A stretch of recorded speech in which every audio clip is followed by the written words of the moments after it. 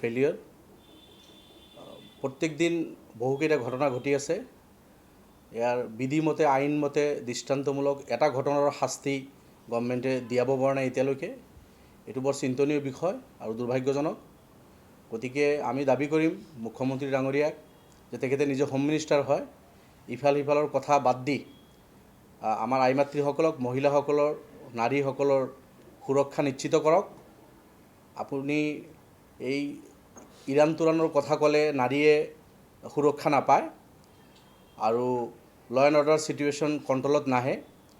গতিকে মুখ্যমন্ত্ৰী ডাঙৰীয়াৰ প্ৰতি মোৰ আহ্বান যে আপোনাৰ এই বিধ্বস্ত ডিপাৰ্টমেণ্ট, আপোনাৰ ল এণ্ড অৰ্ডাৰ চিটুৱেশ্যন যিটো বিধ্বস্ত হৈছে, ইয়াৰ কাৰণে আপুনি নিজে দায়িত্ব স্বীকাৰ কৰিব লাগিব আৰু আমাৰ মহিলাসকলক, নাৰীসকলক সুৰক্ষা দিবই লাগিব।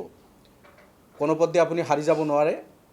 অসমৰ অসমীয়া মহিলা, অসমৰ নাৰী আই মাতৃসকলৰ সুৰক্ষা নিশ্চিত কৰা, এইটো আপুনি যিহেতু হোম মিনিষ্টাৰ, মুখ্যমন্ত্ৰী, এইটো দায়িত্ব আপুনি ল'ব লাগিব আৰু এইটো নিশ্চিত কৰিব লাগিব।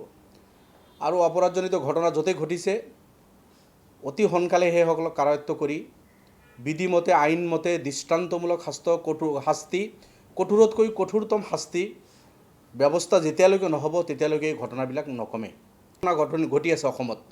এতিয়া কোনোবা মণ্ডলে কৰক, কোনোবা দাসে কৰক, কোনোবা বৰাই কৰক, কোনোবা আলিয়ে কৰক আৰু কোনোবা ইছলামে কৰক, যোনে নকৰক কিয়, জাত দুষ্কৃতিকাৰীৰ কোনো জাত নাথাকে, এই ধৰ্ষণকাৰী এইসকলৰ কোনো ধৰ্ম জাতি নাথাকে। এইসকলৰ এটাই ধৰ্ম, এইসকল দুষ্কৃতিকাৰী, এইসকলৰ এটাই ধৰ্ম, এইসকল দৰিন্দা। গতিকে এনেকুৱা ধৰণৰ ব্যক্তিক আইনৰ আওতাত আনি কঠোৰতকৈ কঠোৰতম শাস্তি বিহিব লাগে। ফেলিয়ৰ প্ৰত্যেক দিন বহুকেইটা ঘটনা ঘটি আছে। ইয়াৰ বিধিমতে আইনমতে দৃষ্টান্তমূলক এটা ঘটনাৰ শাস্তি গভৰ্ণমেণ্টে দিয়াব পৰা নাই এতিয়ালৈকে। এইটো বৰ চিন্তনীয় বিষয় আৰু দুৰ্ভাগ্যজনক। গতিকে আমি দাবী কৰিম মুখ্যমন্ত্ৰী ডাঙৰীয়াক যে তেখেতে নিজে হোম মিনিষ্টাৰ হয়, ইফাল সিফালৰ কথা বাদ দি আমাৰ আই মাতৃসকলক, মহিলাসকলৰ, নাৰীসকলৰ সুৰক্ষা নিশ্চিত কৰক। আপুনি এই ইৰাণ তুৰাণৰ কথা ক'লে নাৰীয়ে সুৰক্ষা নাপায় আৰু ল এণ্ড অৰ্ডাৰ চিটুৱেশ্যন কণ্ট্ৰলত নাহে। গতিকে মুখ্যমন্ত্ৰী ডাঙৰীয়াৰ প্ৰতি মোৰ আহ্বান যে আপোনাৰ এই বিধ্বস্ত ডিপাৰ্টমেণ্ট, আপোনাৰ ল এণ্ড অৰ্ডাৰ চিটুৱেশ্যন যিটো বিধ্বস্ত হৈছে, ইয়াৰ কাৰণে আপুনি নিজে দায়িত্ব স্বীকাৰ কৰিব লাগিব আৰু আমাৰ মহিলাসকলক, নাৰীসকলক সুৰক্ষা দিবই লাগিব। কোনোপধ্যে আপুনি হাৰি যাব নোৱাৰে।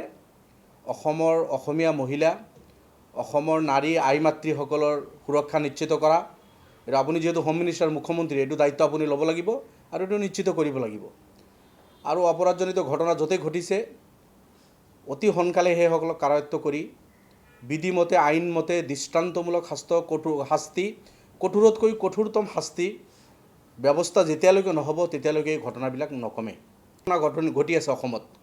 এতিয়া কোনোবা মণ্ডলে কৰক, কোনোবা দাসে কৰক, কোনোবা বৰাই কৰক, কোনোবা আলিয়ে কৰক আৰু কোনোবা ইছলামে কৰক, যোনে নকৰক কিয়, জাত দুষ্কৃতিকাৰীৰ কোনো জাত নাথাকে, এই ধৰ্ষণকাৰী এইসকলৰ কোনো ধৰ্ম জাতি নাথাকে। এইসকলৰ এটাই ধৰ্ম, এইসকল দুষ্কৃতিকাৰী, এইসকলৰ এটাই ধৰ্ম, এইসকল দৰিন্দা।